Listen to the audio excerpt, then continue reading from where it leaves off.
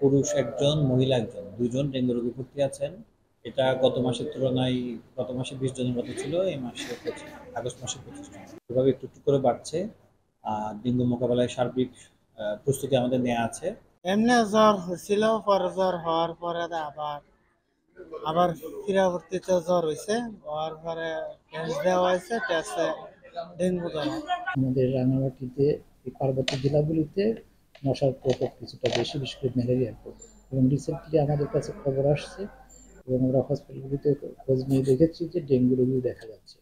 পৌরসভার যেটা স্বাভাবিক কার্যক্রম, মশা নিধনের ক্ষেত্রে স্প্রে করা, লার্ভাগুলি নষ্ট করে দেয় এবং একই সঙ্গে সঙ্গে পরিষ্কার পরিচ্ছন্নতা কার্যক্রম নেওয়া, এগুলো কিন্তু আমরা নিয়মিতই করে থাকছি। এর বাইরেও যখনই যেখান থেকে খবর আসছে সেখানে কিন্তু আমরা স্পেশাল টিম করছি। আমাদের পৌরসভার ক্ষেত্রে সর্বোচ্চ চেষ্টা করছি কোনোভাবেই যেন মশার এই ডেঙ্গু মশার প্রকোপ যেন বৃদ্ধি না পায় এবং মশার যাতে বংশ বিস্তারের স্থানগুলো দ্রুত এগুলি আমরা নির্মূল করার চেষ্টা করছি।